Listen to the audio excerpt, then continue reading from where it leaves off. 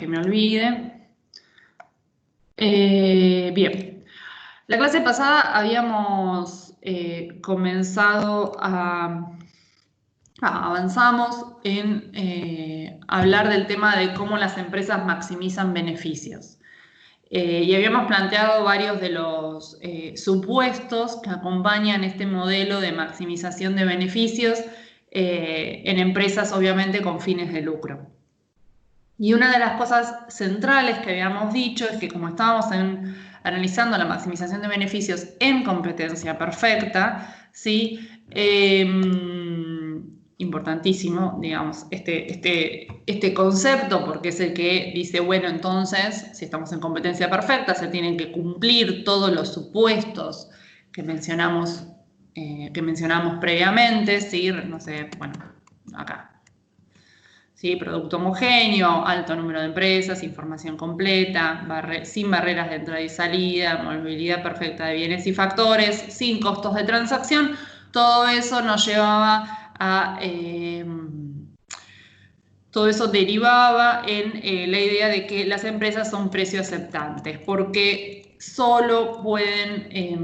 porque no pueden modificar el precio. Si modifican el precio, o sea, si lo aumentan, como la información es completa, nadie les va a comprar, porque nadie va a comprar más caro un producto que es homogéneo, ¿sí? Entonces no tienen posibilidades de diferenciarse y cobrar más por su producto que otras empresas. Y bueno, y si lo bajan, obviamente todo el mundo le va a demandar a ellas, pero va a perder, ¿no? O sea, va a dejar de ganar. Entonces, lo que decíamos es que las empresas son precio aceptantes. Y eso implica que justamente que el precio está dado, que el precio lo graficamos, ¿sí? Como una línea horizontal para las empresas, ¿sí? Porque no importa cuál sea el precio, no importa cuál sea el precio, la demanda va a estar, para la empresa va a estar dada, ¿sí? O sea, la empresa no tiene forma no tiene forma de modificar el precio, y como no tiene forma de modificar el precio, no tiene manera de incidir en cuánto le demandan, ¿ok? Ella lo único que puede hacer, la única variable sobre la que puede decidir es cuánto va a ofrecer, cuánto va a producir y cuánto va a ofrecer, o sea, su Q minúscula. Entonces, habíamos dicho que la empresa decidía el nivel de producción que maximiza sus beneficios,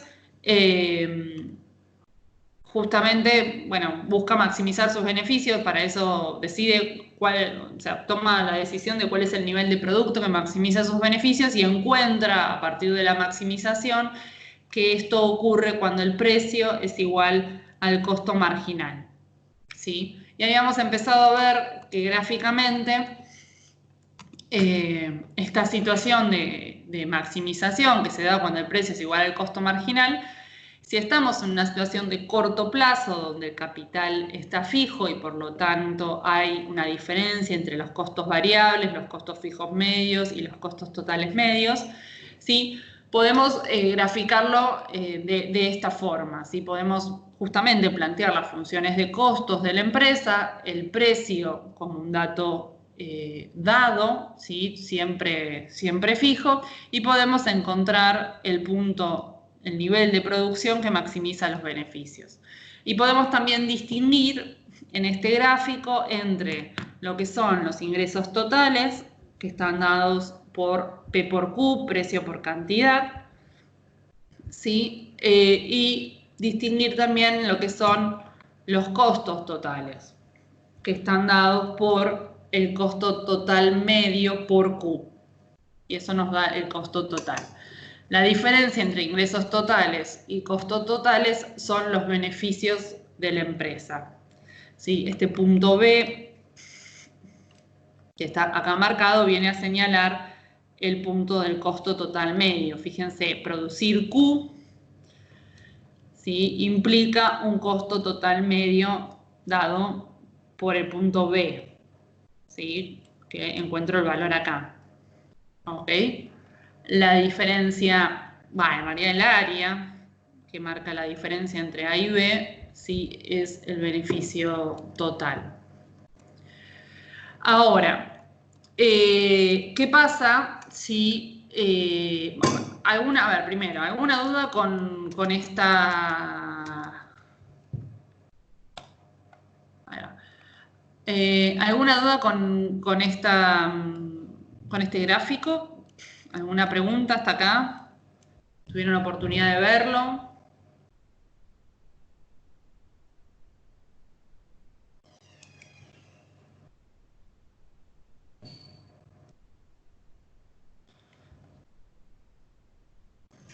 Buenísimo.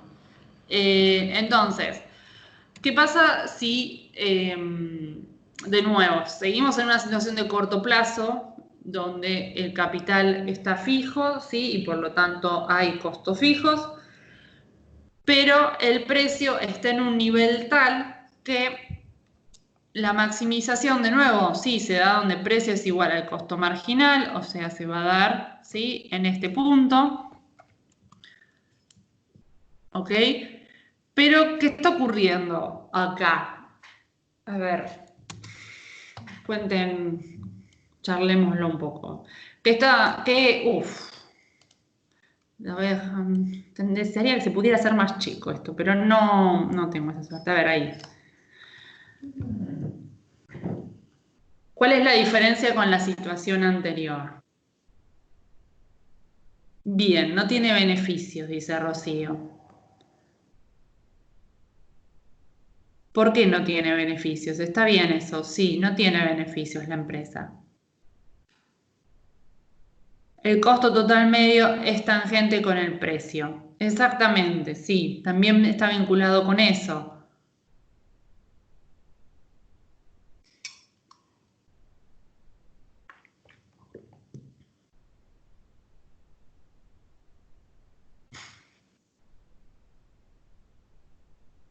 Bien, exactamente, sí, como dice Cecilia, como dice Francisco, acá también Rocío. El precio cruza el costo marginal, eso me establece, ¿sí? Que estoy en este punto de maximización.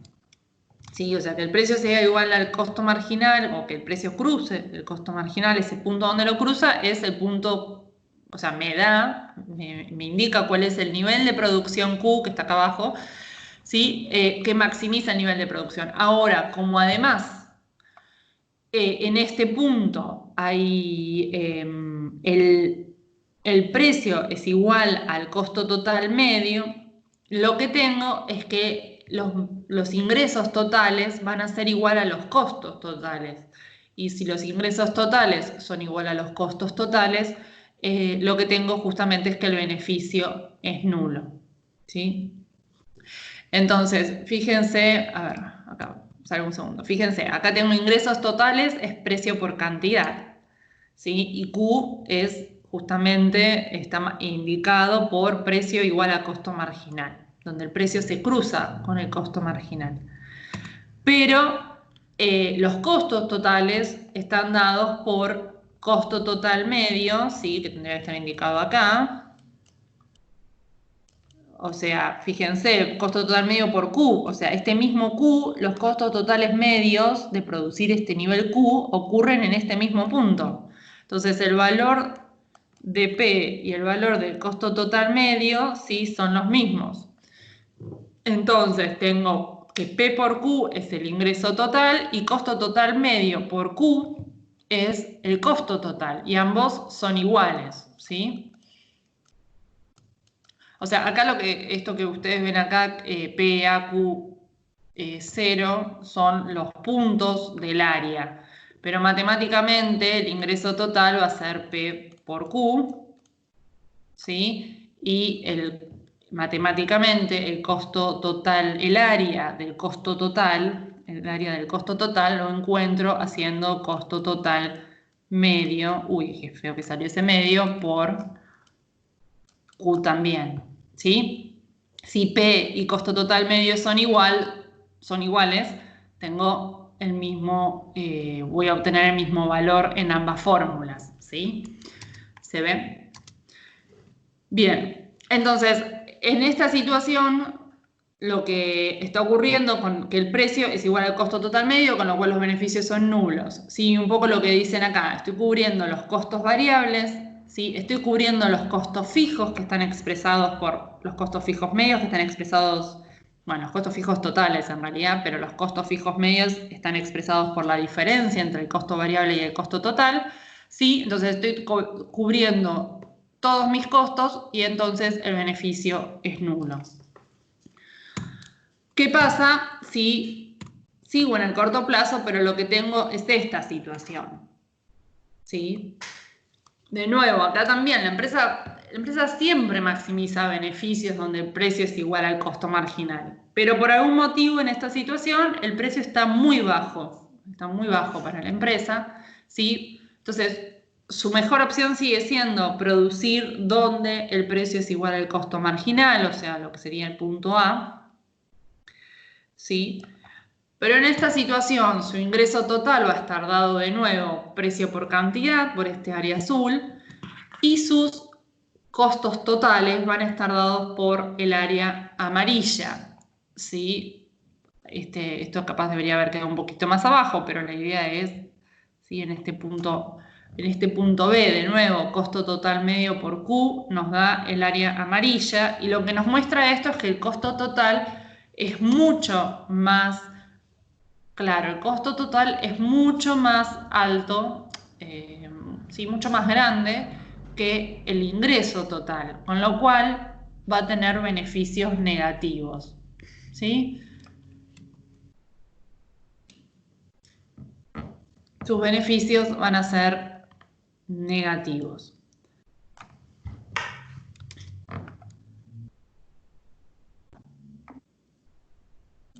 Exactamente, ahí viene el tema de si la empresa sigue en pie o decide cerrar. ¿Qué está pasando en este punto? Bueno, la empresa te dice, bueno, en este punto yo estoy cubriendo mis costos variables, ¿sí? Fíjense, o sea, los costos variables medios, justo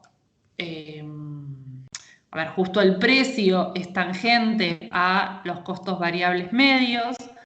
¿Sí? Entonces la empresa acá en este punto está cubriendo sus costos variables medios, pero no está cubriendo nada de sus costos fijos. ¿Sí? Entonces la empresa dice, bueno, este punto es el que se llama punto de cierre. ¿Por qué? Porque en este punto la empresa dice, bueno, la verdad que a mí cerrar o seguir abierto, o seguir abierta, seguir produciendo, me da igual, me es indiferente. Si en el corto plazo me es indiferente cerrar o seguir produciendo. ¿Por qué? Bueno, porque si la empresa cierra, los costos fijos los va a tener que pagar igual, ¿sí? O sea, fíjense que en este caso, como el precio es tangente al costo variable medio, la pérdida, el beneficio negativo que tiene la empresa es equivalente a los costos fijos, ¿sí? Porque toda esta área que está acá iluminada, no solo, sí, voy a marcarla así grotescamente, no solo representa los beneficios negativos, sino que además representa los costos fijos, ¿sí? de ese nivel de producción. Porque, insisto, esta distancia entre el costo total medio y el costo variable medio son los costos, o sea, la distancia hacia acá, el costo variable medio es 10 y acá el costo total medio es 15. Esta distancia 5, ¿sí? Representa los costos fijos medios. El área, que es costos fijos medios por Q, ¿sí? El área va a representar los costos fijos totales, ¿sí? Los costos fijos no medios, totales. ¿Se entiende? Entonces, ¿por qué, vuelvo con esto, por qué en ese punto la empresa está indiferente entre seguir produciendo en el corto plazo o irse del mercado? Bueno, porque si sigue produciendo, cubre sus costos variables y tiene que hacerse cargo de los costos fijos en el corto plazo. Y si deja de producir, sus costos variables se transforman en cero, pero de todas formas sigue pagando los costos fijos, ¿sí? O sea, en el corto plazo los costos fijos los tiene que pagar la empresa. Entonces, en el corto plazo, este punto cuando el precio alcanza este punto de tangencia con el costo variable medio, este punto de tangencia con el costo variable medio, que es, a ver, no es cualquier punto de tangencia, es el punto mínimo del costo variable medio, ¿sí? Porque es el punto donde también se cruza con el costo marginal, ¿sí? Entonces, en este punto donde el precio es igual al costo marginal y a su vez es igual al costo variable medio, es lo que llamamos punto de cierre. Porque a partir de este punto, o sea, en este punto, mejor dicho, en este punto, la empresa está indiferente entre producir o cerrar. Por debajo de este punto, la empresa va a decidir cerrar en el corto plazo, ¿sí? Inmediatamente, porque si el precio baja más allá de este punto, la empresa no cubre ni sus costos variables, ¿ok? Entonces, desde este punto, acá está indiferente, en este punto está indiferente. Pero si el precio sigue bajando, la empresa en el corto plazo va a decidir cerrar. Si el precio sube, bueno, la empresa, a ver, creo que hay una situación acá adicional. Bueno, fíjense, en esta situación se nota, es bien grosero la baja en el precio, ¿sí? De nuevo, maximiza beneficios, donde precio igual a costo marginal, ingresos totales es este área azul, ¿sí? Y los costos totales son el área amarillo. Toda esa diferencia, que es esta parte iluminada verde, es lo que está perdiendo. Ahora, ¿qué pasa acá? Acá la empresa no cubre ni los costos variables. O sea, acá la empresa con este precio, acá desapareció, ¿sí? Con este nivel de precio, ¿sí? Cubre la mitad de los costos variables más o menos, ¿sí? O sea que está produciendo un nivel Q estrella en la que está afrontando todos los costos fijos más una parte de los costos variables. Acá sin duda a la empresa le conviene cerrar en el corto plazo, inmediatamente, ¿sí? Porque si deja de producir, se va a tener que hacer cargo de esta parte. Bueno, perdonen. ¿Sí? Si deja de producir, se va a tener que hacer cargo solo de esta parte de la pérdida, que es la que representa los costos fijos, pero no de la otra. ¿Se entiende la diferencia? Uy. Entonces, en esta situación, ¿sí? La empresa no tiene beneficios negativos, igual que antes, pero la diferencia es que como no está cubriendo parte de los costos variables, además de los costos fijos, le conviene cerrar inmediatamente, ¿sí? Un poco a diferencia, digo, para marcar, Rocío, vos hablabas del largo plazo. A largo plazo lo más probable es que esa empresa cierre, ¿no? Sí, o sea, la respuesta a tu pregunta es sí, pero fíjate que acá también puede haber situaciones donde la empresa decida cerrar hoy, inmediatamente, ¿sí? Incluso en el corto plazo puede decidir cerrar. Porque la empresa dice, bueno, despido trabajadores y me quedo con el capital fijo, pagándolo, o sea, pagando los costos fijos, pero sin produciendo cero. ¿Ok? Eh,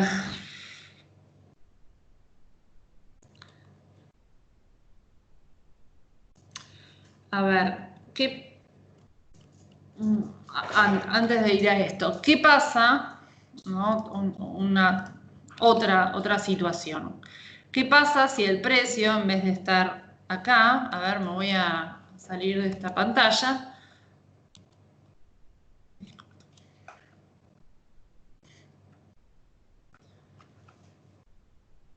¿Qué pasa si en vez de estar en esta situación, eh,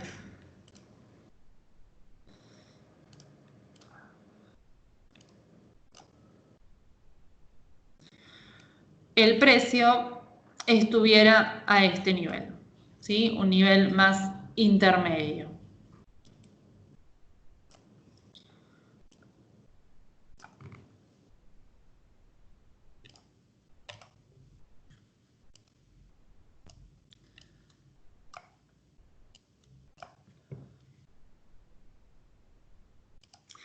¿Qué pasaría?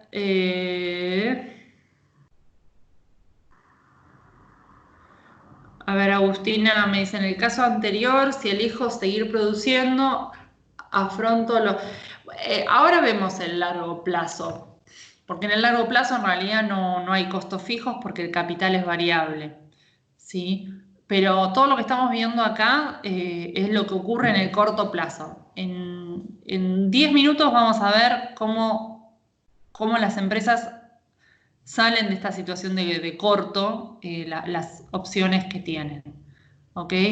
Pero centrémonos en que ahora estamos mirando el corto, estamos mirando la dinámica de las empresas en el corto.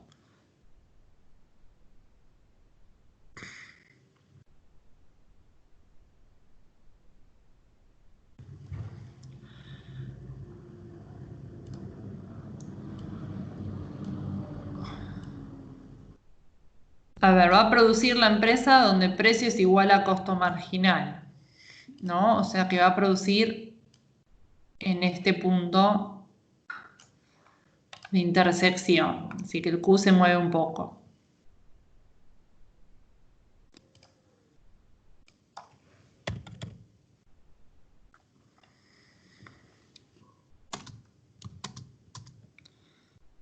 Ryan dice que tiene una leve ganancia.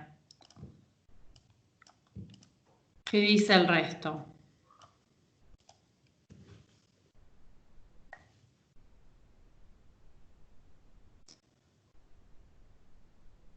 ¿Cómo marco el área de ingresos totales? A ver.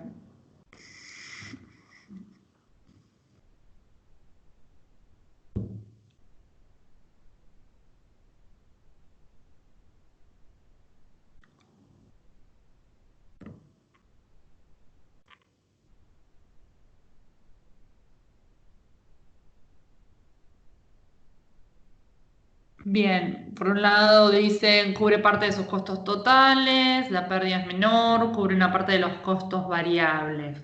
A ver, los costos variables los cubre todos porque está por encima de los costos variables medios. ¿Cubre una parte de qué costos? ¿Qué costos está cubriendo a la mitad? Bueno, en parte. De los costos fijos, muy bien. Entonces, en esta situación, la empresa cubre los costos variables medios con este precio, ¿sí? Porque el precio es superior a los costos variables medios, y cubre una parte de los costos fijos, ¿sí? Porque está justamente entre la distancia, entre la diferencia entre costo total y costo variable medio, ¿sí? Entonces acá la empresa que está por encima del punto de cierre, que recuerden que es este punto,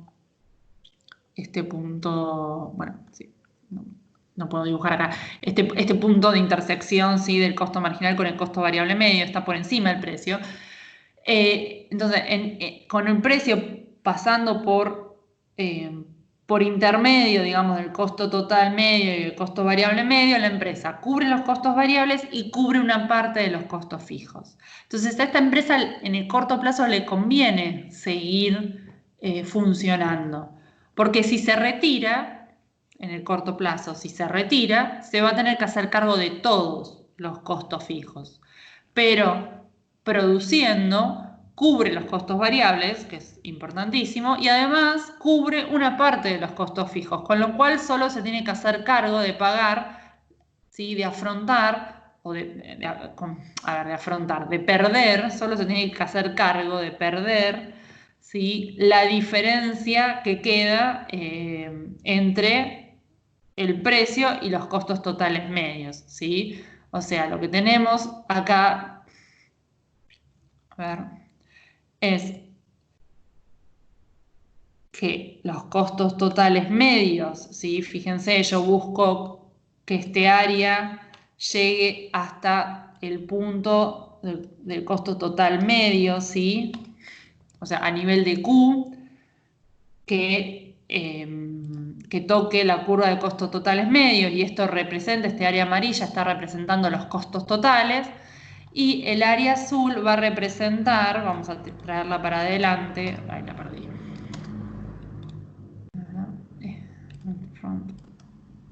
Y este área azul, lo que va a representar son los ingresos totales, que está por debajo del precio y hasta el nivel Q. La diferencia de esta amarillita, fíjense, son los beneficios negativos, ¿sí? O sea, pérdidas, que son mucho más chicas que si el precio, estuviera más abajo, obviamente. O sea, son mucho más chicas que si la empresa tuviera que hacerse cargo de pagar todos los costos fijos con, no sé, su plata de reserva, por ejemplo, ¿sí? Entonces, la empresa sigue teniendo beneficios negativos acá, que están dados por este área amarilla que quedó libre, digamos, en este gráfico, ¿ok? Pero a diferencia de la situación anterior, no está en una posición indiferente entre producir y no producir en el corto plazo, porque en realidad le conviene seguir produciendo porque de esa forma cubre una parte de sus costos fijos, ¿ok?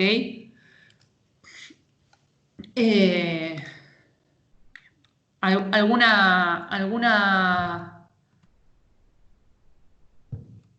duda? ¿Comentario? Bueno, esto quedó del anterior.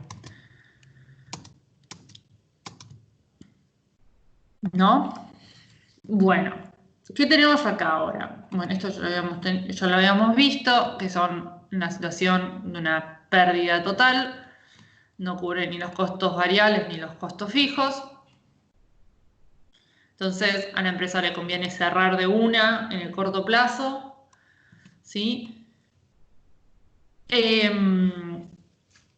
Bien, entonces lo que tenemos en el corto plazo, lo que vemos en el corto plazo es que la función de costo marginal, voy a marcarla directamente, la función de costo marginal,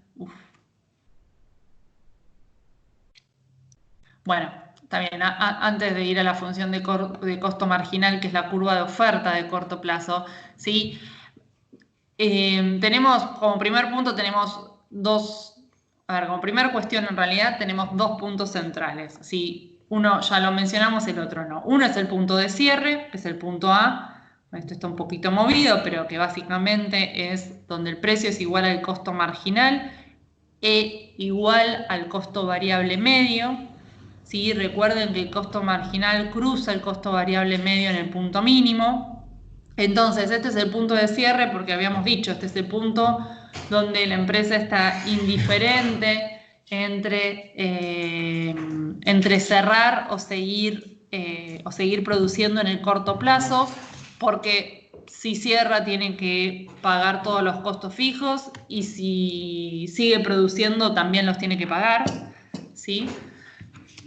Y el punto B es el punto de nivelación, o algunos le llaman break even, ¿sí? Que es el punto donde los beneficios son nulos, ¿sí? O sea, el punto donde la empresa tiene beneficios nulos, porque el precio es, obviamente, o sea, la empresa está produciendo donde el precio es igual al costo marginal, obviamente porque ahí es donde maximiza beneficios, pero adicionalmente ese precio es igual al costo total medio. Entonces sus beneficios, ¿sí? O sea, ingresos totales igual a costos totales y sus beneficios son nulos. Ahora, que los beneficios sean nulos, recuerden que los beneficios sean nulos no quiere decir que el empresario no gane, ¿sí? Porque en economía, recuerden que todo lo que son los costos están asociados, o sea, por un lado la función de costos tiene en cuenta, por un lado, el pago de salarios, o sea, la retribución al factor trabajo, pero por otro lado también tiene en cuenta la retribución al capital. Y el capital es, bueno, del capitalista, del empresario, ¿sí? O sea, toda la plata que el empresario pone en juego para que la producción se realice, tiene que tener una retribución, que nosotros le llamamos R, ¿sí? Que es el costo de oportunidad del capital. que puede estar reflejado, ¿sí?, en una tasa de interés de un plazo fijo o en la retribución que podría darle un fondo de inversión, ¿sí? R es el costo de oportunidad del capital. Recuerden, es lo que el empresario deja de ganar por invertir en esta empresa, ¿sí?, en vez de invertir en una opción alternativa.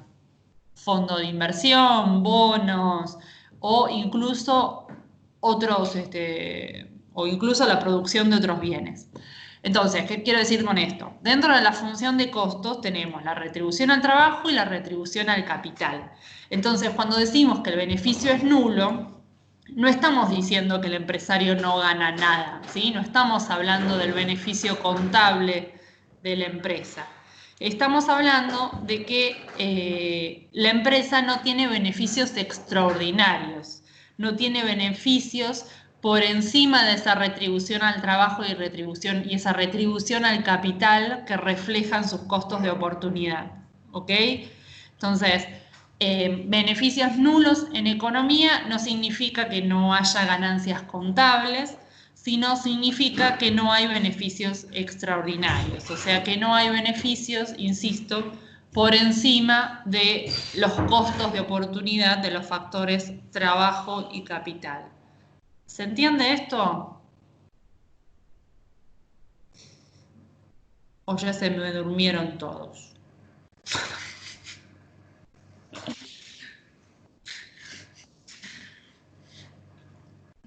Bueno, hay 4 que no están dormidos, 5. Está muy bien.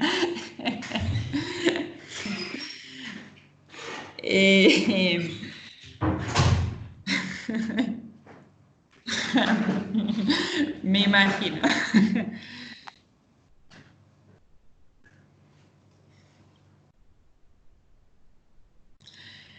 Bueno, bien, a ver, esto es importante porque yo sé que a lo mejor ustedes en este momento pueden decir, uy, la profe rompe los quinotos con estos detalles. Pero si ustedes hacen el ejercicio de escuchar a Milei, solo para torturarse un rato,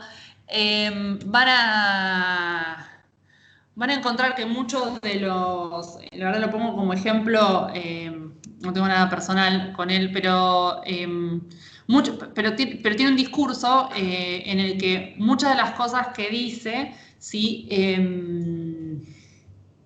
Muchas de las cosas que dice se asientan mucho, o sea, se basan mucho en estos modelos que estamos viendo acá en microeconomía, e incluso muchos de los discursos que él elabora se basan en que estos supuestos, ¿sí?, que mencionamos al inicio se cumplen.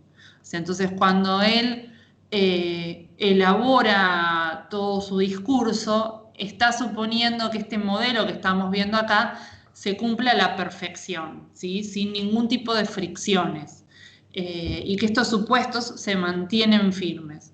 Y vamos a ver ahora, bueno, a medida que avancemos un poquito más, me gustaría que vamos a hablar con ustedes sobre en qué medida, digamos, estos modelos, estos supuestos son reales y en qué medida inciden en los resultados finales.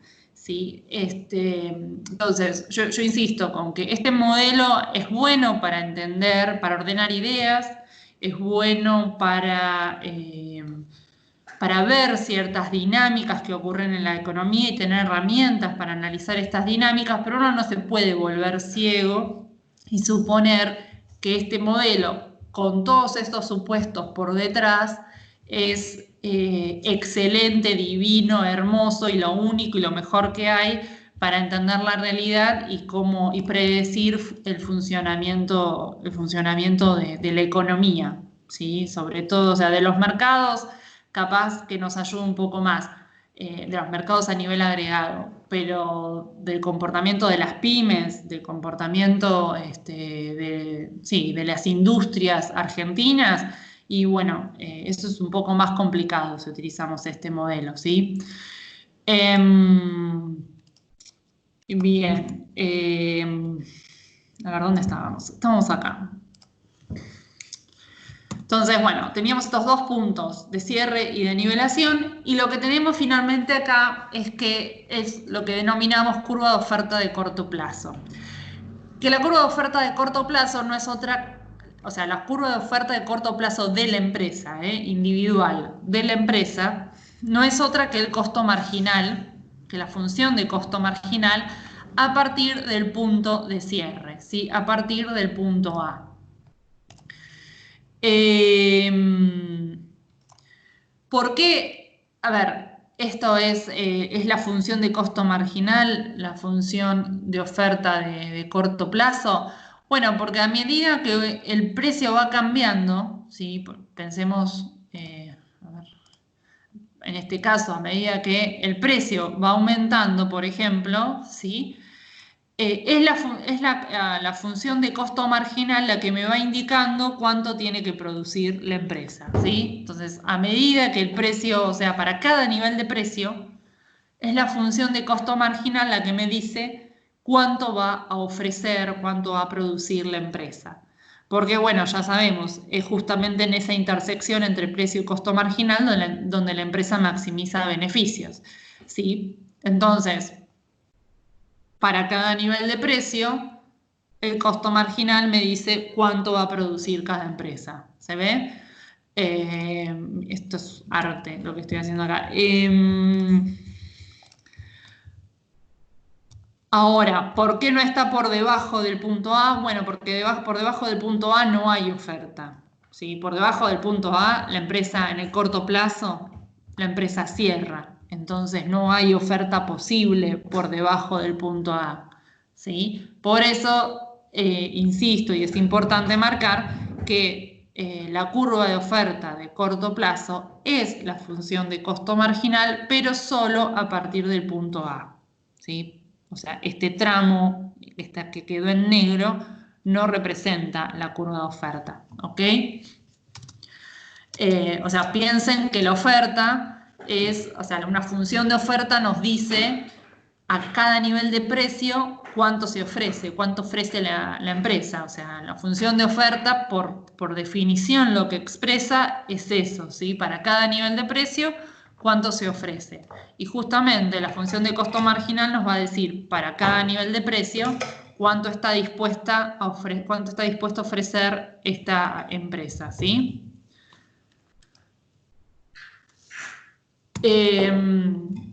¿Alguna pregunta con esto?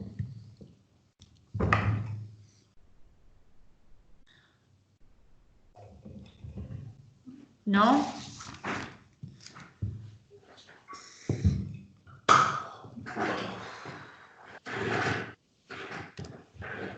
Ok.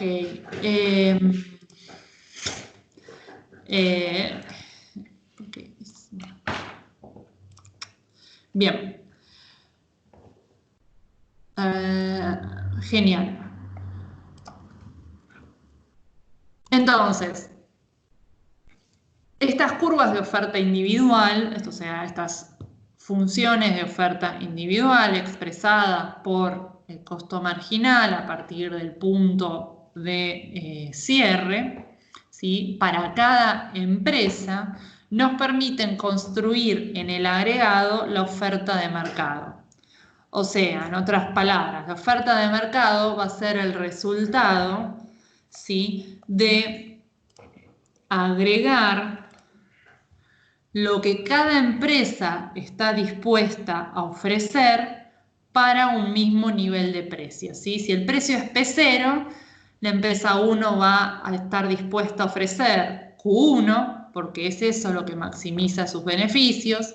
La empresa 2 va a estar dispuesta a ofrecer Q2, la empresa 3 va a estar dispuesta a ofrecer Q3, y entonces vamos a tener que en el agregado la oferta de mercado va a estar dada porque justamente por la sumatoria de lo que ofrece cada una de las empresas, y o sea que entonces en P0, ¿sí? La oferta de mercado va a ser, bueno, Q0, que va a ser el resultado de la suma de lo que cada una de esas empresas está dispuesta a ofrecer a ese precio, ¿sí? Fíjense, el precio acá no está cambiando, lo que cambia es, lo que cambia son las cantidades que ofrece cada una de las empresas, ¿sí? Para un nivel de precio, ¿cuánto ofrece cada empresa? Y esto lo hacemos para los infinitos niveles de precio y construimos la oferta de mercado. Bueno, justamente, si es oferta de mercado, es oferta agregada, ¿sí? Pero esta oferta de mercado va a ser una oferta de corto plazo.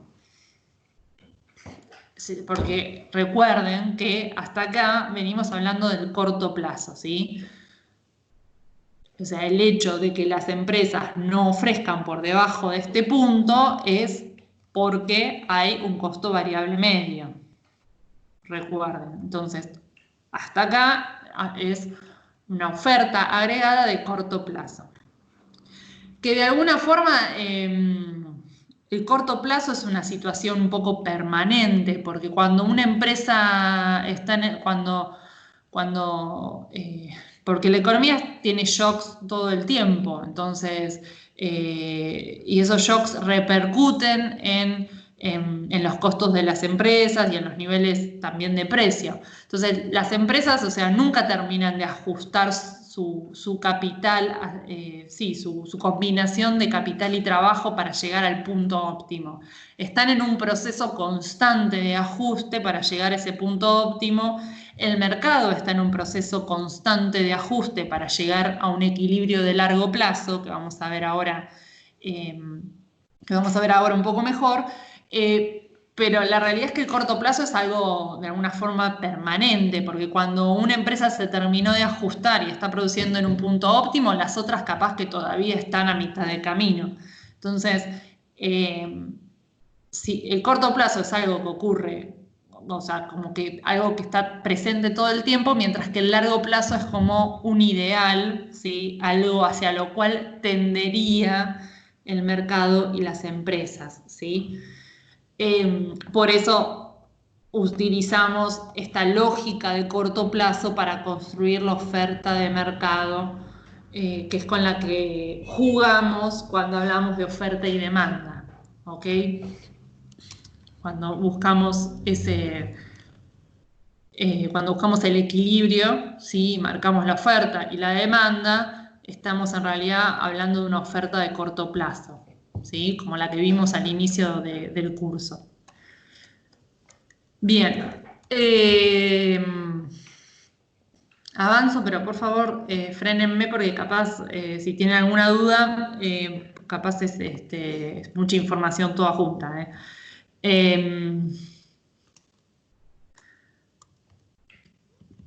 Bien, ¿qué pasa entonces ahora? Sí, entremos en el largo plazo.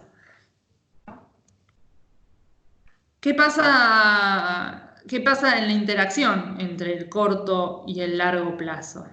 Si el precio es P estrella, ¿sí? En el corto plazo lo que estaría ocurriendo en esta situación es que la empresa tenga pérdidas, ¿sí? Acá no dibujé el costo variable medio para no sumar curvas, ¿ok? Pero independientemente de dónde está el costo variable medio acá, es claro que en esta situación, con el precio a este nivel, la empresa de nuevo va a producir donde el precio es igual a costo marginal en el corto plazo, ¿sí?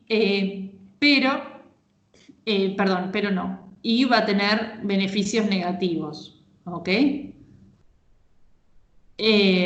Ahora, si esta situación se mantiene en el tiempo, lo que podría hacer la empresa es, acá voy a, lo que podría hacer la empresa, no, sí, está bien ahí, perdón.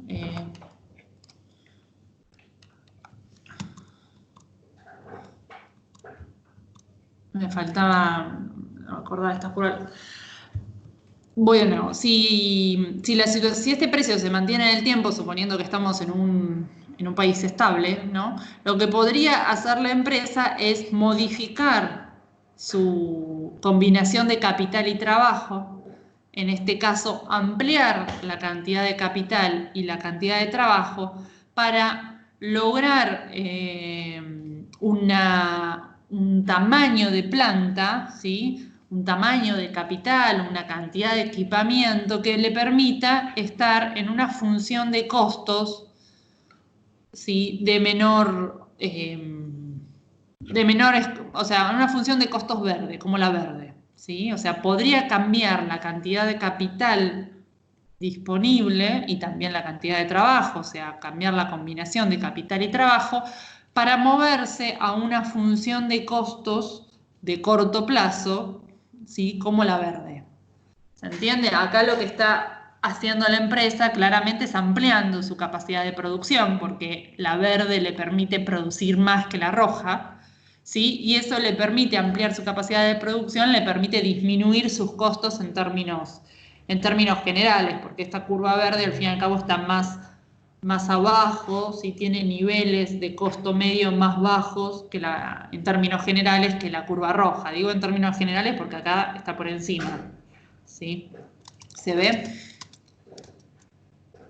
¿Y por qué querría hacer eso? Bien, porque en el largo plazo, o sea, ¿por qué querría ampliar? Porque si amplía si el precio se mantiene y ella amplía su nivel de producción, el precio va a ser igual al costo marginal en este punto. En este punto, voy a marcarlo, en este punto. Y pasaría a tener ganancias, beneficios positivos. De hecho, pasaría a tener beneficios extraordinarios.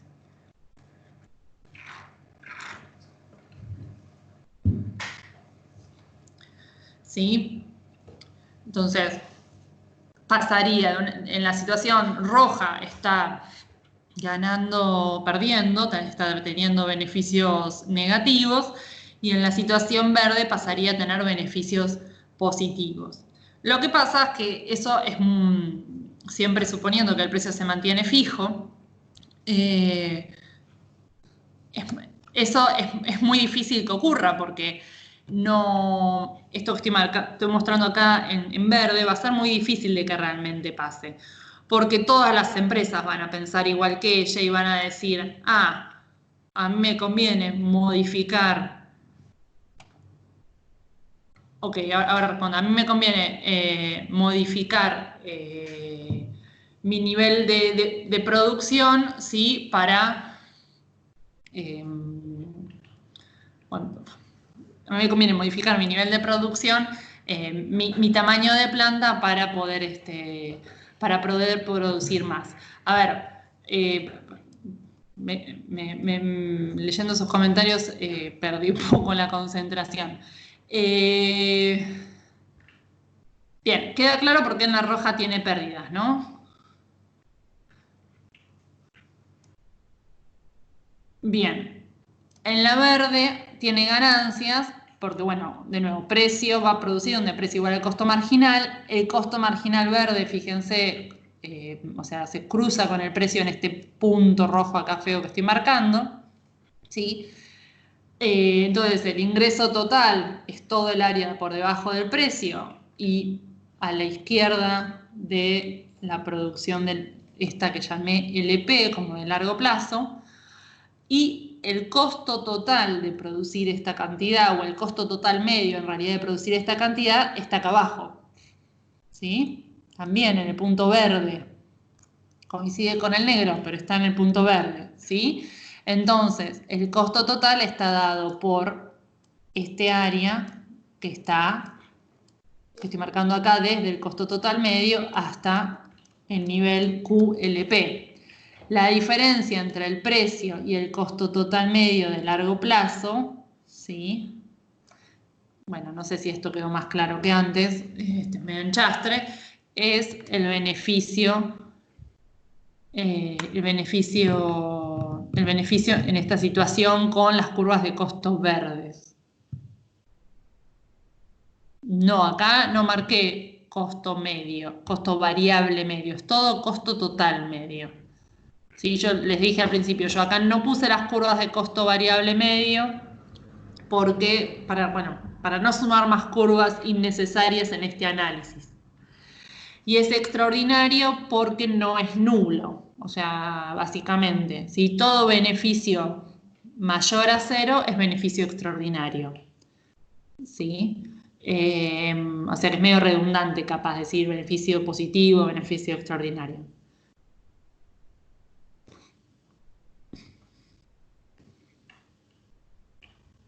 Ryan, ¿se entiende por qué no es el costo fijo? Entonces la curva que no pusiste es la que iba abajo de todo. Sí, claro, la curva que yo no puse tendría que estar por debajo de las que sí puse. No, o sea, por debajo de esta roja tendría que ir una de costo variable medio y por debajo de esta verde tendría que ir otra de... Pero como no me estoy debatiendo entre puntos de cierre, si cubre los costos fijos, si no los cubre, simplemente quiero ver si sus beneficios son positivos, negativos o nulos. Como me quiero centrar solo en el tipo de beneficios que tiene, por eso no las puse, ¿sí? ¿Qué más había Profe, preguntado? Sí. no me termina de quedar claro por qué en las curvas verdes asegurás que hay beneficios extraordinarios, que en cambio en la roja no. A ver, para ayudarme con esa pregunta, porque, o sea, no se me ocurre qué responderte más de lo que te respondí recién. Entonces, trata de reformulármela a ver si, si Claro, logro porque entender dónde está tu duda. el beneficio se supone que está la diferencia entre el costo, ¿cómo se dice? El costo medio al precio. Sí. Y ahí en la curva verde estás diciendo que hay beneficios extraordinarios. Y si yo sigo el mismo pensamiento, si vamos a las curvas rojas, el beneficio estaría entre el costo medio y el precio, y también sigue habiendo un área de beneficio ahí. Bueno, pero pasa que acá en la roja los costos medios son mayores al precio, con lo cual en realidad son beneficios negativos. ¿Sí? Porque el Ah, costo es mayor ingresos, o sea, es mayor ingreso medio, que es el precio, mientras que en claro, la verde el ingreso medio, que es el precio, es mayor al costo total medio. claro, ahí está. ¿Sí? Ok, buenísimo. Em, a ver, y vuelvo un poco... Uy. Eh, esperen. No sé si era Bárbara recién quien me... Quien, sí, supongo que era Bárbara quien me hizo la pregunta recién por audio, ¿no? Sí, bien. Eh, a ver, lo que les decía previamente acá, si bien la empresa, partiendo de la situación roja, podría estar tentada en llegar a la situación verde, ¿sí? Probablemente haya muchas empresas en esta situación y haya muchas empresas que estén tentadas en hacer lo mismo que ella e irse hacia la situación verde. Entonces necesitamos hacer un análisis un poco más profundo para entender, digamos, si esto es posible que ocurra. Eh, acá, a ver, yo acá este gráfico intenta por lo menos aclarar la relación entre los beneficios de corto y de largo plazo, o sea, cómo se vinculan las curvas de corto y de largo plazo, ¿sí? Pero veamos un poco la dinámica que hay entre el corto y el largo plazo para entender en qué medida para una empresa sería posible hacer este salto del rojo al verde, digamos.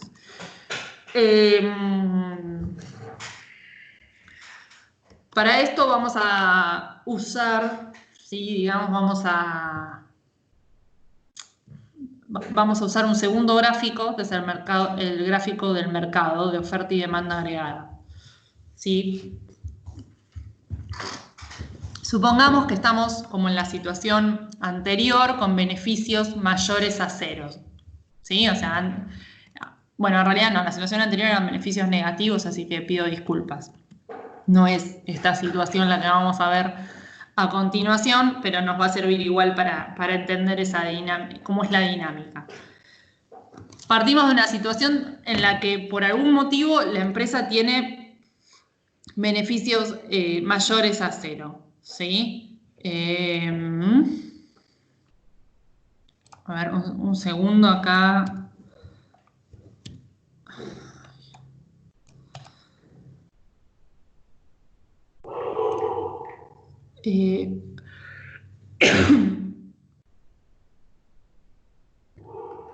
Bueno, esto no tendría que estar. Voy a borrarlo por ahora.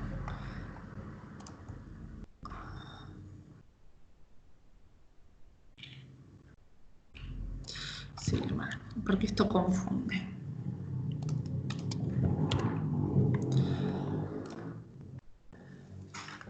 Tenemos esta situación, ¿sí? La oferta y la demanda, la intersección de la oferta y la demanda dan como resultado un precio de equilibrio y una cantidad agregada de equilibrio, ¿sí? Esta cantidad agregada de equilibrio en realidad sabemos por el lado de la oferta que es el resultado de lo que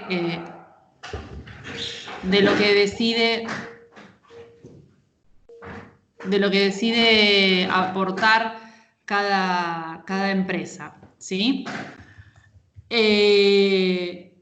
A este nivel de precio, la empresa, la firma, con estas curvas de costo marginal y costo medio, lo que tiene es, justamente, tiene frente a este nivel de precio, perdón, ¿sí? Lo que decide es cuánto va a producir Q a partir de la intersección entre el precio y el costo marginal, porque eso es lo que maximiza sus beneficios, ¿sí? Entonces, en esta situación, con este precio P estrella, la empresa tiene beneficios mayores a cero, ¿sí? Se ve porque el precio es mayor que el costo total medio, ¿ok? Ahora, ¿qué pasa cuando la empresa tiene beneficios mayores a cero? O sea, beneficios extraordinarios. Esos beneficios extraordinarios no se replican en el resto de las industrias. Por lo general, o sea, tener beneficios extraordinarios es decir que la empresa está ganando, de nuevo, más que el costo de oportunidad del dinero. Es como que está haciendo un negocio, ¿sí? Está teniendo, bueno, justamente, beneficios por encima de la media. Entonces, cuando ocurre esta situación, en el largo plazo, en el que el capital es variable, lo que va a ocurrir es que las propias otras empresas de otras industrias, ¿sí? o incluso empresarios, digamos, que tienen su capital en otras industrias, o no solo empresarios, sino también financistas que tienen su capital invertido en otras industrias, pueden decidir sacar su capital de esas industrias y llevar ese capital, invertir ese capital en esta industria que tiene beneficios extraordinarios. ¿Sí? O sea, lo que va a ocurrir cuando en una industria hay beneficios extraordinarios, lo que va a ocurrir es un flujo de capitales hacia este mercado, ¿sí? Que se va a traducir en la entrada de nuevas empresas. Entonces, insisto con esto. Cuando hay beneficios extraordinarios, el hecho de que haya beneficios extraordinarios significa que en este mercado se están ganando beneficios por encima de la media. Y eso va a motivar a la entrada de nuevas empresas. O sea, va a haber en el largo plazo, va a haber un flujo de capitales, ¿sí? Que se van a mover de otras industrias, de otros mercados, se van a mover a este sector, a este mercado. Entonces van a entrar nuevas empresas de la media de la sociedad o de la media sí, en realidad sería del costo de oportunidad del capital que te marque el sistema. O sea, si hablamos de Argentina, el costo de oportunidad del capital uno puede pensar que está, bueno, en realidad depende del sujeto, pero para un empresario medio, el costo de oportunidad del capital está dado por lo que te puede retribuir un fondo de inversión o en realidad, bueno, pasa que en Argentina hay muchos problemas, muchos problemas, pero porque uno puede considerar que el costo de oportunidad está dado por lo que te pagan por ese capital. ¿Qué significa? ¿Qué significa ese ararar? Pero también podría ser el costo de oportunidad, también uno lo podría ver por el costo de sacar un crédito para invertir, y ahí, bueno, el costo de oportunidad del capital es altísimo, ¿no? Insisto, o sea, en términos... ok. Eh, en términos, en términos, llamémosle... Sí, en términos teóricos, el costo de oportunidad del capital, sí, es lo que podría obtener como retribución en el mejor uso alternativo de ese capital dinero. Pero la verdad es que como justamente en la economía hay información asimétrica, bueno, la mayoría de los supuestos que enumeré al inicio de este modelo no se cumplen, sí hay costo de transacción, hay información asimétrica, o sea, no todos tenemos acceso a la misma información sobre dónde es más rentable invertir. Los productos no son homogéneos, incluso al interior de un mismo mercado, ¿no? Bueno, y otros tantos más, o sea, el capital tampoco es tan movible como supone la teoría. Bueno, ¿cuál es el costo de oportunidad del capital? Y hay 1.000.000 de costos de oportunidad para el capital, todo depende del tipo de empresa que seas. Por lo menos a nivel de empresa, depende del tipo de empresa que sea, los contactos que tengas, tu historia crediticia.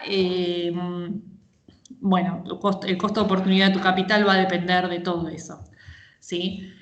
Entonces, ¿cuándo es un beneficio por encima de la media? Y bueno,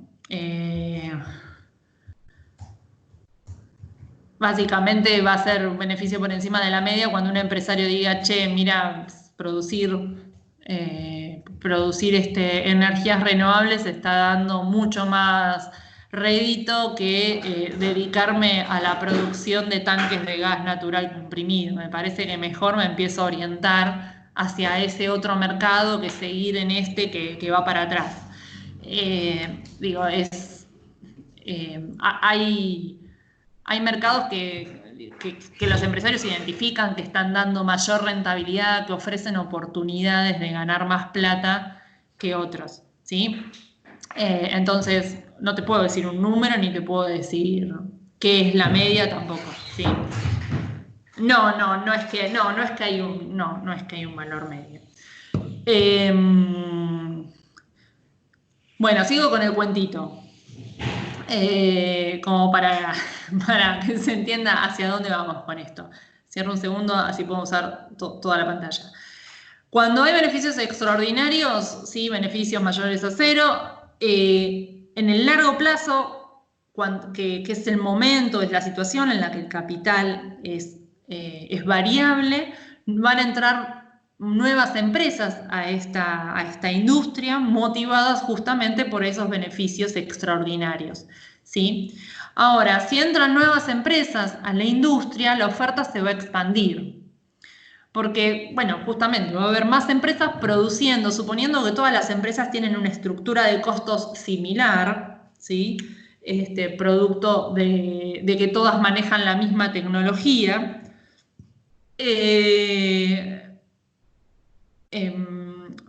Como se dice, van a entrar nuevas empresas y cada una de esas empresas va a ofertar una cierta cantidad Q minúscula estrella, ¿sí? Que va a hacer que la oferta agregada se expanda. ¿Ok? Al expandirse la oferta agregada, lo que va a ocurrir, y acá es donde Acá es donde volvemos a estos. ¿Sí? Lo que va a ocurrir al expandirse la oferta agregada, vamos a tener un nuevo precio y cantidad de equilibrio, ¿sí? P doble estrella y Q doble estrella, ¿sí? Y como consecuencia de eso, fíjense hasta dónde se va a expandir la oferta. Porque ¿cuánto se va a expandir la oferta? Bueno, la oferta se va a ir expandiendo a medida que entren nuevas empresas. Y las nuevas empresas van a entrar en la medida de que haya beneficios extraordinarios. ¿Sí? A medida que entran nuevas empresas, la oferta se mueve. A medida que la oferta se mueve, el precio y la cantidad de equilibrio del mercado empieza a disminuir. ¿Hasta dónde va a disminuir el precio?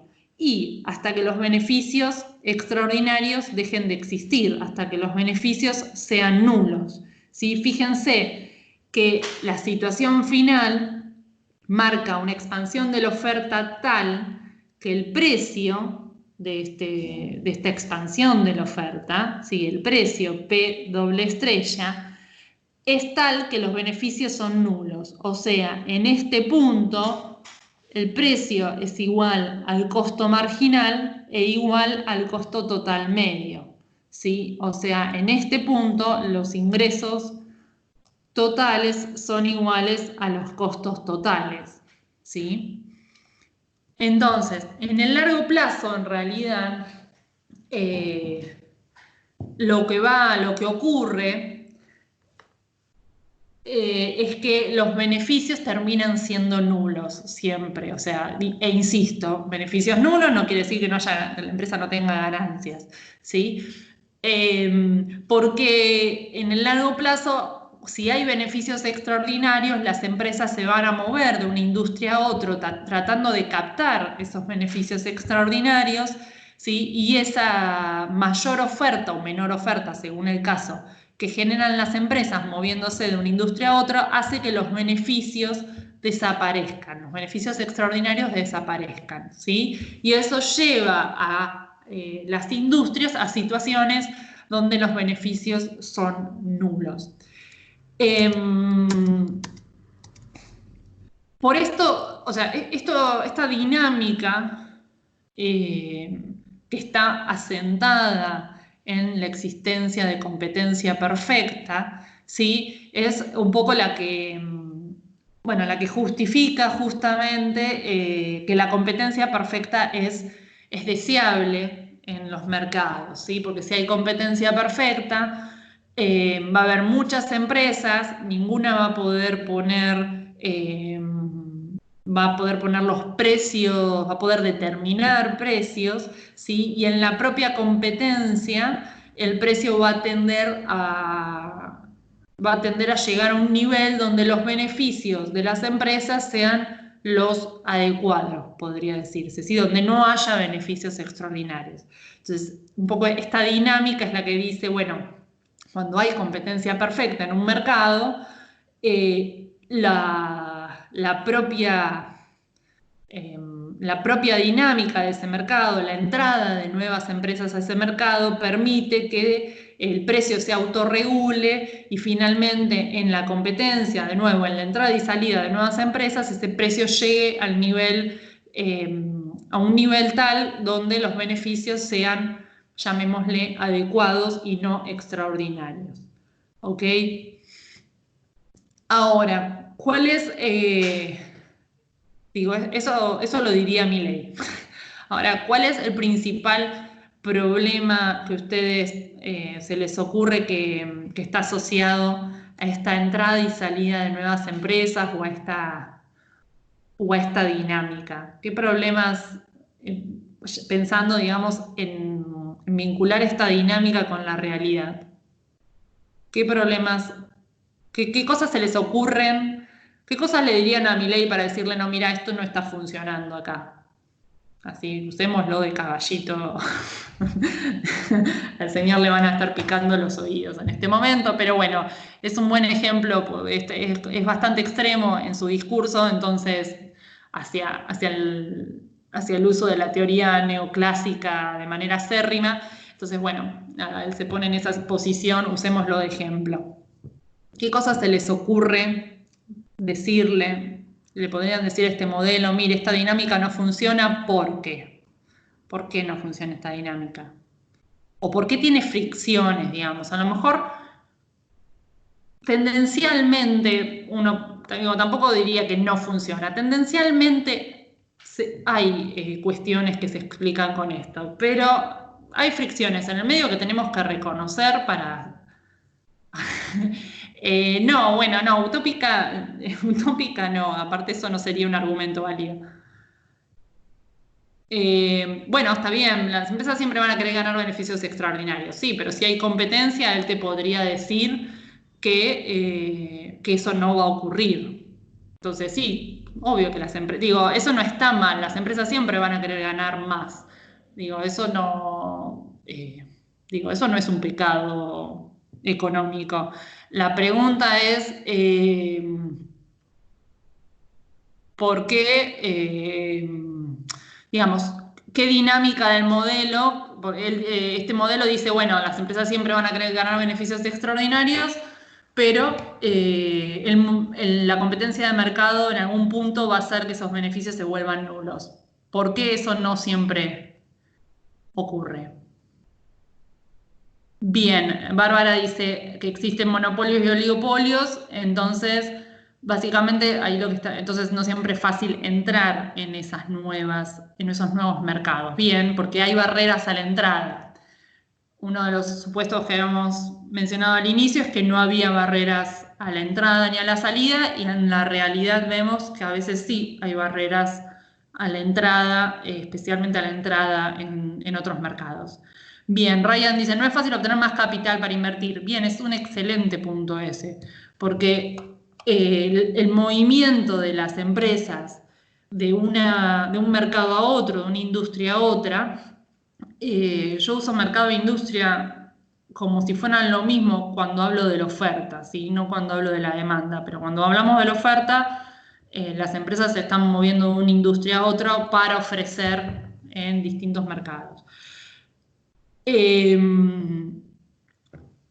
Cuando las empresas, cuando suponemos que entran o salen nuevas empresas, estamos suponiendo que las empresas pueden o vender sus activos para hacerse de capital e irse a otras industrias, o que pueden obtener capital en un mercado financiero para ir e invertir en otras industrias alternativas, ¿sí? Y en realidad, y acá esto es un punto importante, y en realidad obtener más capital, ¿sí? La posibilidad de acceder a más capital muchas veces está condicionada por los activos que ya se tienen, con lo cual ahí lo que hay es un problema en la simetría de acceso al sistema financiero, ¿sí?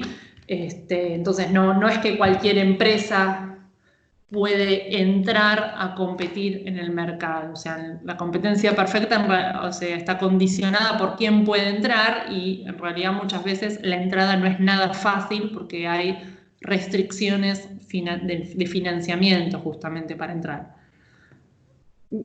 Bien, bueno, Oriana, un poco está bien con esto que decís vos, los supuestos, hay muchos que muchas veces no se cumplen, exactamente. Todo esto que venimos enumerando son cuestiones que en la realidad no se cumplen, algunos se cumplen más, otros se cumplen menos, ¿sí? Y entonces cuando uno habla de que los mercados se comportan como si estuvieran en competencia perfecta, o uno habla de que la competencia perfecta sería deseable, o de que los mercados se autorregulan porque están en competencia perfecta, bueno, uno tiene que prestar atención a que en realidad para que se autorregulen debería haber competencia perfecta, y para que haya competencia perfecta deberían cumplirse todos los supuestos que enumeramos antes, y eso raramente ocurre, ¿sí? Yo insisto, esto no quiere decir que estas herramientas no nos sirvan para ver la dinámica general de la realidad, Pero si no tenemos en cuenta que en el medio se meten un montón de otras, en el medio están jugando un montón de otras cuestiones, vamos a hacer una explicación muy simplista de lo que ocurre, y la verdad es que la realidad es todo menos simple, ¿sí? Otro punto importante acá es el tema del conocimiento. Yo alguna vez lo... bueno, a ver qué hora es. Bueno, tengo 15 minutos para contarle una anécdota medio pava. Pero una vez lo escuché a Milei en vivo hablar de que cualquier persona podía, bueno, en particular hablaba de que la heredera de Peugeot había tenido problemas financieros, o sea que tener plata no era condición necesaria para ser exitoso, porque la heredera de Peugeot había tenido problemas para manejar alguna de sus empresas, ¿no? Y él lo justificaba en el hecho de que, bueno, como el capital fluye y se puede acceder al conocimiento fácilmente, tener plata lo único, o sea, no era suficiente para ser exitoso, ¿sí? Y con eso trataba de justificar el hecho de muchas veces los impuestos, a ver, desde la teoría liberal, que utiliza, la teoría liberal usa mucho estas herramientas de los modelos neoclásicos para justificarse, ¿sí? Liberal no es lo mismo que economía neoclásica, pero los liberales utilizan estas herramientas. Desde la teoría liberal está la idea de que si todos tenemos las mismas oportunidades al momento de nacer, deberíamos llegar a situaciones de bienestar similares. Y si bien es verdad que contar con las mismas oportunidades es una condición necesaria para que las personas se desarrollen, y por lo menos digo, tener todas las mismas oportunidades de estudiar, de acceso a la salud, es importante para poder desarrollarse y crecer como seres humanos y tener una mejor calidad de vida. Tener las mismas oportunidades no es la única cuestión, o sea, no es condición suficiente para lograr amasar una fortuna como la heredera de Peugeot, ¿sí? Y él trataba de decir que sí, con el ejemplo, diciendo que, bueno, incluso alguien como la heredera de Peugeot podía ir a la bancarrota a pesar de tener una gran fortuna. ¿Qué quiero decir? ¿A dónde quiero llegar con esto? Quiero llegar a que cuando suponemos que las empresas entran y salen de los mercados, ¿sí? O que el capital entra y sale de distintas industrias, estamos suponiendo o sea, que un capital que es homogéneo, ¿sí? Se mueve de un lugar, de una empresa, de un mercado a otro, ¿sí? Sin ningún tipo de problema. Y la realidad es que no es lo mismo, que no cualquier capital se puede mover fácilmente de un mercado a otro. Voy a ser todavía más específica. A ver, si yo soy Rockefeller y tengo mucha plata, puedo sacar mis millones de Estados Unidos, o ni siquiera de Estados Unidos, puedo sacar mis millones de la industria del petróleo porque ahora está yendo para atrás y decir, ¿saben qué? Voy a vender todo, agarro mis millones y me voy a la industria de las energías renovables, contrato a la gente que tiene conocimiento, ¿sí? Y monto una empresa de última tecnología con el mejor equipo, con los mejores empleados, con gente que tiene el know-how para desarrollar ese mercado. Pero tengo que tener millones para hacer eso. Si por el contrario yo soy una persona que tiene una panadería, ¿sí? Y mi activo es simplemente de una panadería, por poner un ejemplo de un local, ¿sí? Donde los activos y el capital invertido es relativamente bajo en comparación con Rockefeller. Si yo simplemente tengo un local, una heladería o una panadería, y decido que me tengo que ir a la industria de las energías renovables, me voy a encontrar con que el capital que yo tengo en mi poder para irme a la industria de las energías renovables no me va a permitir contratar a nadie con el know-how suficiente como para llevar a cabo mi proyecto, aun cuando yo decida que mi proyecto va a ser muy chiquitito, o sea, ajustado al capital disponible, ¿sí? A lo mejor Rockefeller dice, voy a poner un pozo de petróleo y yo con mi heladería voy a decir, bueno, voy a dejar de producir helado y me voy a dedicar a brindar tornillos para la industria del petróleo. Pero la realidad es que el capital que tiene el heladero, el panadero o lo que puedo tener yo para dedicarme a producir tornillos no me alcanza para contratar el conocimiento necesario para moverme de una industria a otra. Entonces, cuando suponemos que el capital se mueve de un sector a otro, estamos también suponiendo que entran nuevas empresas y que producen más, estamos suponiendo que el conocimiento está también disponible para todo el mundo.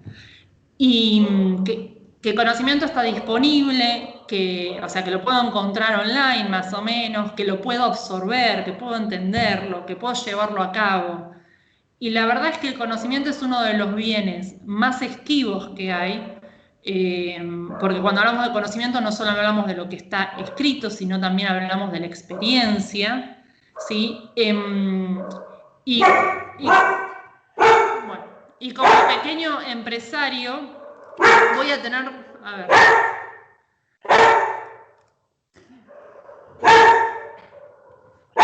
un segundo.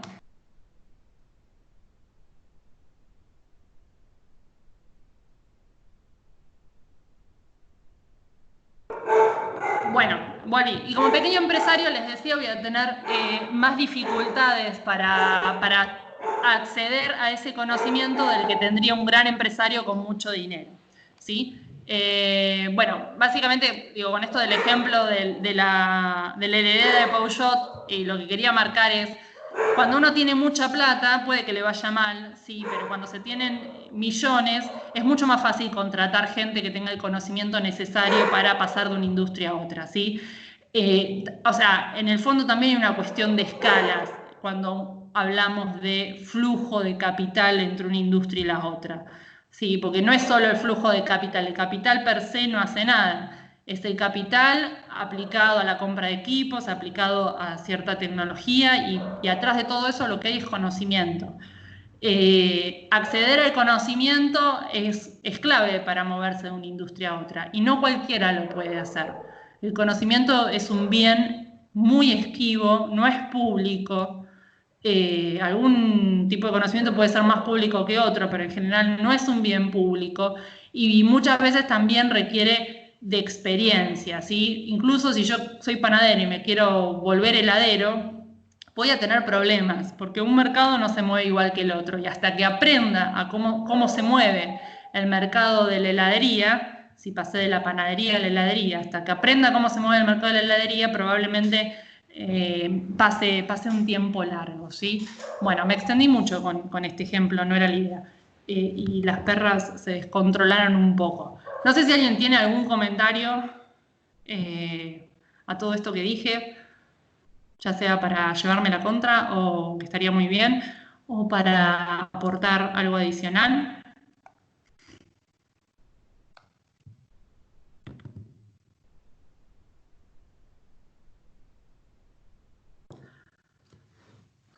¿No? Me dejaron hablando sola. Bueno.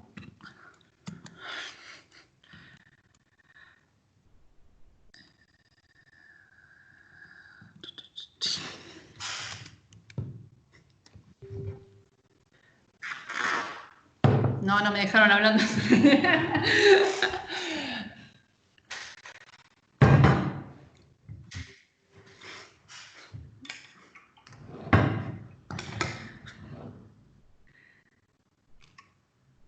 hagan el ejercicio de escucharlo a Milei, cáguense de risa un rato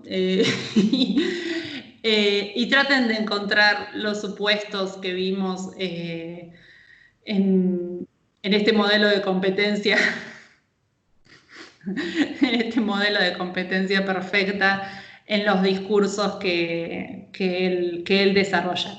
Es interesante porque él usa estos modelos, o sea, en su razonamiento, estos modelos están presentes. Entonces, si encuentran alguno que hable de la industria yo voy a tratar de buscar también alguno para pasárselo, así hacen el ejercicio de crítica respecto a lo que él está diciendo, ahora que saben en dónde se...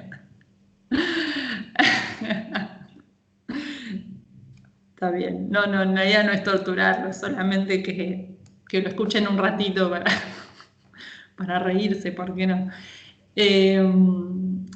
Hay de los dos lados gente diciendo pavadas. Uno tiene que ser muy crítico respecto a la gente que se vuelve extremista con los modelos y las teorías, porque la realidad nunca entra en ningún modelo. Sí, así que nada, no. Bueno, en estos momentos de extremismos ideológicos, sí, siempre hay que tratar de caminar por el medio. Me parece lo más sano, pero bueno, eso es una opinión personal, no es una opinión formal del curso. Bueno, a ver, no terminamos de ver la dinámica entre industria, entre empresa, mejor dicho, y mercado, ¿sí? Nos quedan un par justamente recién acá empezamos a verlo en términos de shocks exógenos que van a modificar la oferta y la demanda y eso va a incidir en las empresas.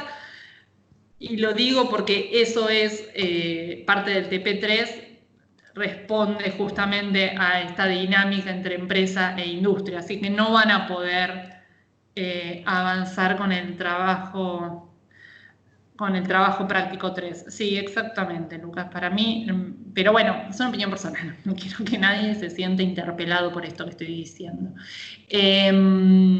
Sí, para mí nunca hay que creerle demasiado a la gente, siempre hay que tratar de tener opinión propia y buscar y tener presente esto de que las ideologías, o mejor dicho, los modelos teóricos en particular,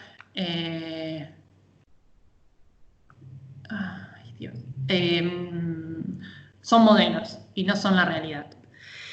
No quería ver esto. Bueno, a ver, sí, este es el trabajo práctico 3, ¿sí? Que ya lo tienen colgado en el web syllabus.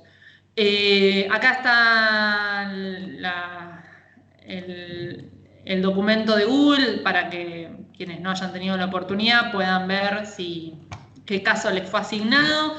Lo que pidan que es que lo lean, que describan los límites del mercado, o sea, esto es una nota periodística, con lo cual ustedes puede que encuentren dificultades para definir, digo, no va a ser tan derecho de qué mercado se está hablando, ¿sí? En la nota periodística, toda nota periodística es vaga en la definición del mercado, así que ustedes van a tener que hacer un esfuerzo de definir los límites, de definir cuál es el mercado y cuáles son esos límites, ¿sí?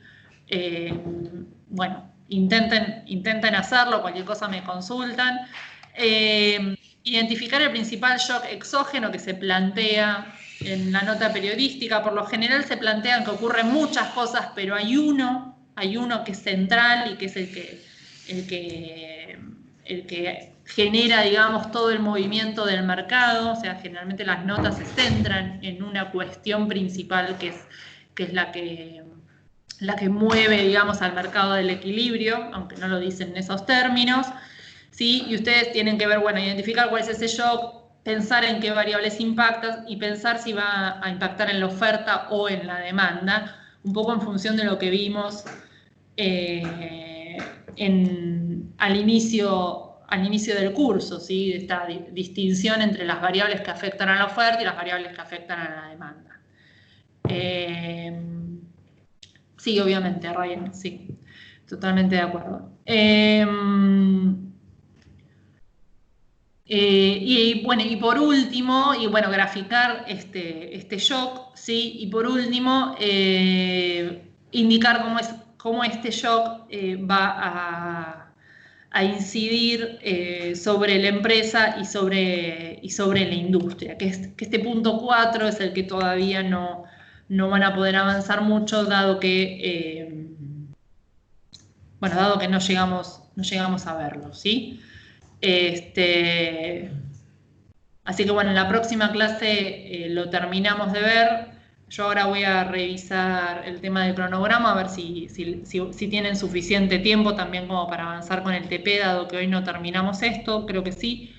Pero bueno, cualquier cosa, reacomodamos la fecha de entrega de este mini TP, ¿ok?